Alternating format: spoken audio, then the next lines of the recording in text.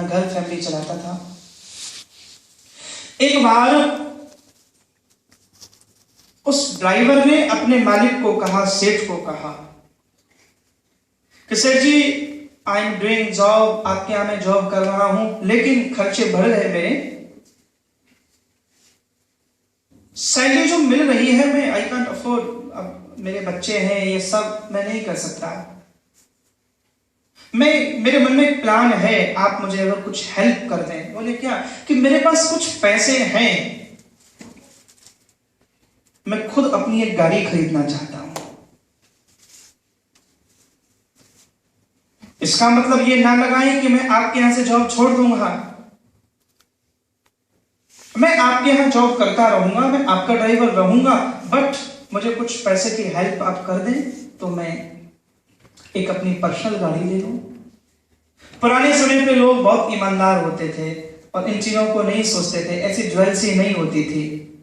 सब ये मानते थे कि सबको भगवान कृपा करने वाले हैं, सबके अपने अपने कर्म हैं। सेठ ने कुछ पैसे अपने ड्राइवर को उधार दिए, कुछ पैसा सेठ के पास में था। दोनों यंग थे। सेठ की 3 गाड़ियां थी। उसी छोटे से शहर में उस ड्राइवर की भी एक टैक्सी चलने लगी, वो भी ट्रेवल्स का काम करने लगा।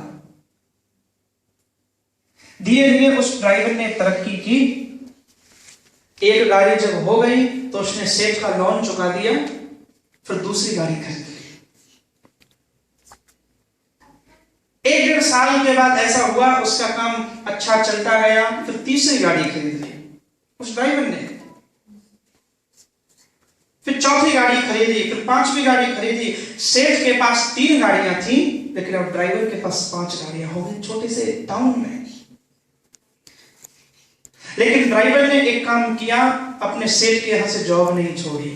आपकी वजह से मैं ये सब तरक्की कर पाया हूं। दुनिया में कुछ लोग ऐसे होते हैं जो किसी के एहसान को भूलते नहीं हैं। तो याद रखना, किसी के एहसान को भूल जाना दुनिया में सबसे बड़ा पाप है। ऐसा मत भूलना। जिसने आपको बुरे समय में, कष्ट के समय में, पैसे की तंगी में आपको हेल्प किया हो ना, उसके एहसान को मत भूलना कभी। ईश्वर ने तुम्हें माफ नहीं करेगा। ड्राइवर ने अपने सेठ को हमेशा रिस्पेक्ट दिया और वो एक ही बात कहता रहा कि मैं 2 सेठ की वजह से मैंने जीवन लाइफ में तरक्की की। एक सबका सेठ है, एक मेरे सेठ आप हो। आप न मिलते मैं ये सब आई कांट, मैं कहां करता है। सब कुछ अच्छा चलता रहा। एक दिन उस सेठ का कोई मित्र सेठ के पास में आया और उस मित्र ने सेठ को कहा कि तेरे जैसा बेवकूफ मैंने कोई नहीं देखा। वाह। तेरे जैसा मूर्ख नहीं देखा। मूर्खों का कोई पुरस्कार मिलता हो तो मूर्खाधिराज का पुरस्कार मैं तुझे दूंगा। अरे पागल, तेरी खुद की 3 गाड़ियां थी और तेरे ड्राइवर की 5 गाड़ियां हो गई। तेरा आधे से ज्यादा बिजनेस तो तेरे ड्राइवर ने ले लिया और तेरा ड्राइवर तुझे पागल बना रहा है। इसी हिसाब से वह डेवलप करता रहा, प्रोग्रेस करता रहा, तो थोड़े दिन के बाद वो मालिक होगा, तू ड्राइवर बनेगा, ठप हो जाएगा तेरा काम। तूने उसको हेल्प क्यों की? तूने अपने घर में सांप पाल लिया, तेरा बिजनेस ठप कर दिया। सेठ ने कभी ये नहीं सोचा था, लेकिन अब नेगेटिव विचार उसके भीतर आया। उसने कहा, हाँ, अब इस शहर में मेरी गाड़ी तो कोई हायर करता ही नहीं है, मेरे ड्राइवर की गाड़ी हायर होती है। ड्राइवर ने कोठी भी बना ली। अब उसके भीतर नेगेटिव थॉट्स ऐसे घुसे। उसने कहा, ये मैंने क्या किया? तो सेठ ने अपने फ्रेंड को पूछा कि मैं क्या करूं अब? ये तो कंप्यूटर पैदा हो गया मेरा। I never thought about it कि one day I will face this type of situation. तो सेठ के मित्र ने कहा कि एक काम करें, तू अपने ड्राइवर को मार दे, मर्डर कर दे इसका। उसने कहा कि इसे मारूंगा तो कैसे, मुझे जेल हो जाएगी। उस सेठ का जो मित्र था वो डॉक्टर था। उसने कहा कि ठीक है, वी मेक ए प्लान। एक दिन ऐसा हुआ कि ड्राइवर बीमार हो गया, उसे बुखार आया बहुत तेज। यद्यपि उसके पास पैसा था, समर्थ था, वो चाहता तो अपना ट्रीटमेंट करा सकता था, लेकिन पुरानी आदत के कारण उसने अपने सेठ को, मालिक को ही कहा कि मैं बीमार हूं, आप मेरा इलाज करा दें। वो अभी तक भी मानता था कि आई एम सर्वेंट ऑफ सेठ, मैं इसका ऐसा नहीं भूल सकता, I can not forget whatever he help me, आप मेरा इलाज करा दें सेठ जी, बाबूजी, मैं बीमार हूं। और सेठ अपने उस ड्राइवर को अपने उसी डॉक्टर फ्रेंड के पास ले गया। उसके हॉस्पिटल में जब ये एडमिट हुआ तो उस डॉक्टर ने फिर सेठ को कहा, आज मौका है, मैं इसको आज मार सकता हूं।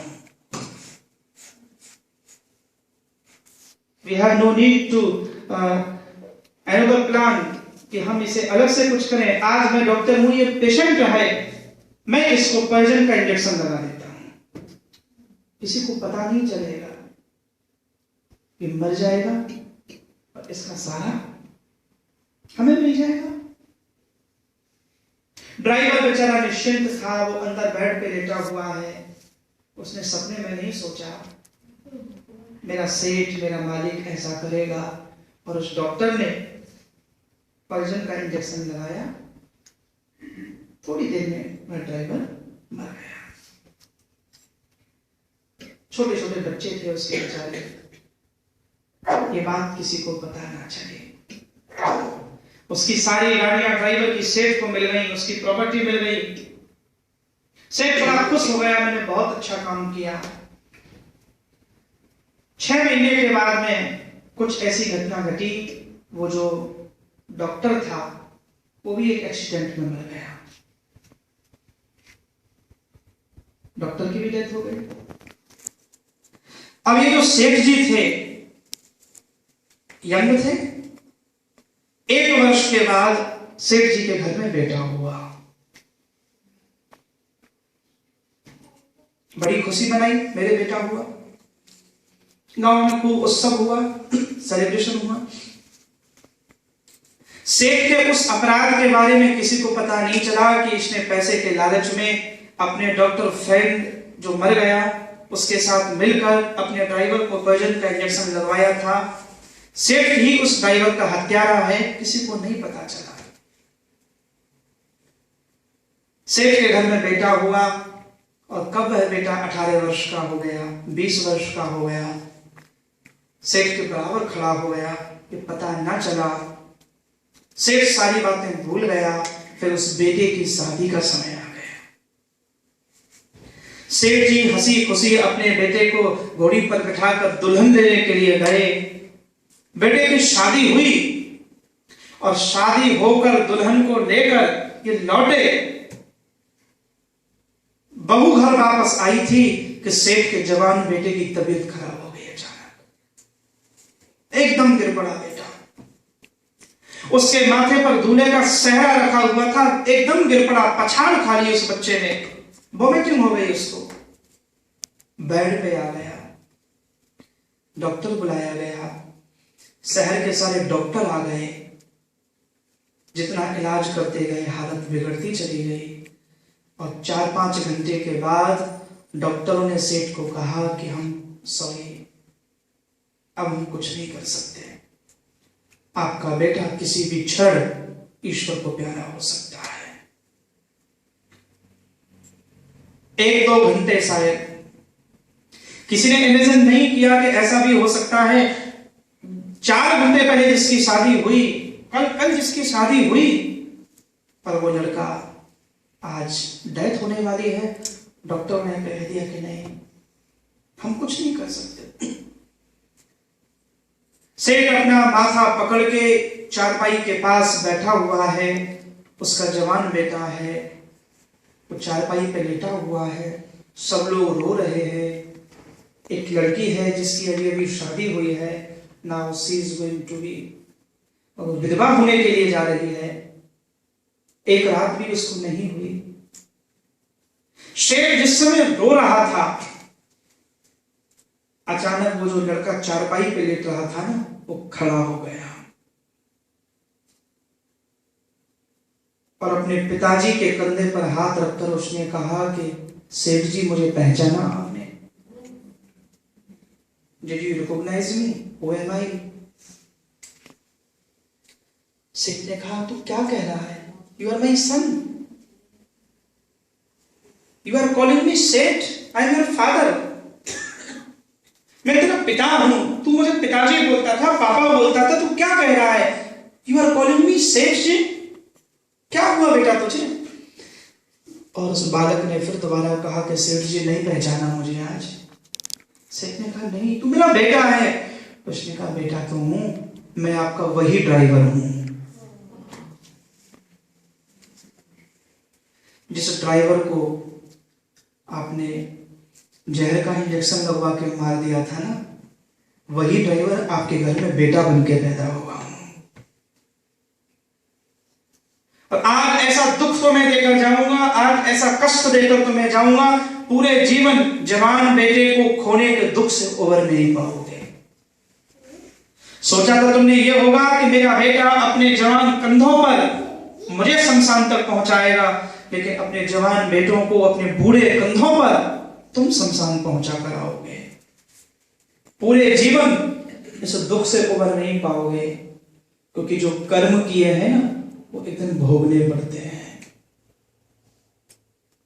ऐसा दुख तुम्हें देके जा रहा हूं, ऐसा कष्ट तुम्हें देके जा रहा हूं, जीते हुए भी तुम रोज मरोगे। अब जवान बेटे को कोई खो दे, इससे बड़ा क्या कष्ट होगा। सेठ ने माथा पकड़ लिया, रो पड़ा सेठ और कहा कि हाँ, मुझसे बहुत बड़ी गलती हुई, मुझसे बहुत बड़ा अपराध हुआ और मैं समझ गया, लेकिन एक चीज नहीं समझ पाया बेटा मैं, मुझे उसका उत्तर और दे दे। मैंने गलती की, मैंने अपराध किया, उसका पनिशमेंट, उसका दंड मुझे मिल रहा है, लेकिन इस लड़की का क्या कसूर था? ये लड़की 18 साल की उम्र में विधवा हो गई और पूरे जीवन ये विधवा होने का अभिशाप झेलती रहेगी। इस लड़की का क्या कसूर था? मैंने जो किया वो तो मुझे मिल गया दंड, लड़की का क्या कसूर था? और कहा कि ये वो डॉक्टर है, आपका जो मित्र था ना डॉक्टर, जिसने जो एक्सीडेंट में मर गया था, जिसने पॉइजन लगाया, ये वो डॉक्टर है जो मेरी पत्नी बनकर यहाँ पे आया है और अब पूरे जीवन ये विधवा का शाप झेलेगी, विधवा का अभिशाप झेलेगी। ये कहकर वो बालक मर गया। डॉक्टर अपना माथा पकड़ के बैठा रहा। वो जवान लड़की पूरे जीवन विधवा का जीवन जीती रही, जैसा अभिशाप में जीवन, विधवा का कष्ट में जीवन होता था, होता है।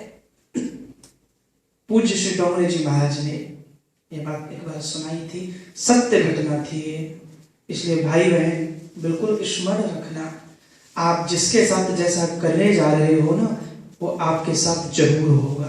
It will be repeat.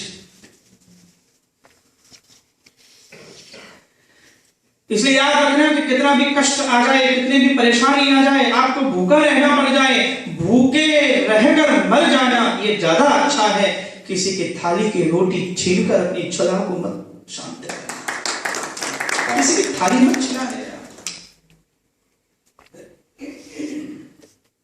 हमारे जीवन में सुख आए, हमारे जीवन में प्रसन्नता आए, हमारे जीवन में आनंद आए, लेकिन फिर मैं कहूंगा, I am repeating my words, हमारा सुख किसी के आंसुओं की कीमत पर ना आए। हमारा सुख किसी को कष्ट देकर ना आए, किसी का छीन कर ना आए। मैं मंदिर में एंट्री कर रहा था, श्री विवेकानंद जी महाराज को देखा और फिर उनके वचन जो उन्होंने कहे, उन्होंने कहा एक बार, अनीति से प्राप्त सफलता की बजाय नीति से सत्य के मार्ग पर चलकर मुझे असफलता मिलेगी, मैं उसे स्वीकार कर लूंगा। असत्य के मार्ग पर चलकर, अनीति के मार्ग पर चलकर, कुपथ पर चलकर अगर मुझे विजय मिलती है, मैं उस विजय का वर्णन नहीं करूंगा।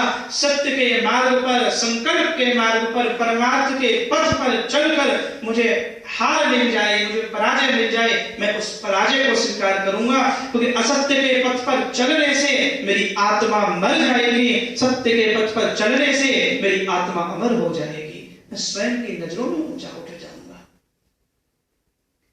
सुखम दुखम भयम क्षयम कर्मणैव विपद्यते। रामचरितमानस में कहते हैं, को न कहो सुख दुख कर दाता, को न कहो सुख दुख कर दाता, निज कृत कर्म भोग सुन भाता, निज कृत कर्म भोग सुन भाता। कोई किसी को सुख नहीं देता, कोई किसी को दुख नहीं दे रहा, निज कृत कर्म भोग सुन। अपने स्वयं के कर्म ही भाई बहन सुख के रूप में प्रकट होते हैं, अपने स्वयं के दुख ही, स्वयं के कर्म ही दुख के रूप में प्रकट होते हैं। इसलिए याद रखना, जीवन में जो कुछ मिला है, no need to blame anyone, इसके कारण उसके कारण ऐसा हुआ नहीं, कोई कारण नहीं है, आपका कर्म ही कारण है, आपका कर्म, आप अपने कारण अशांत हैं। हम ये सब विचार करें। एक पद और मेरे साथ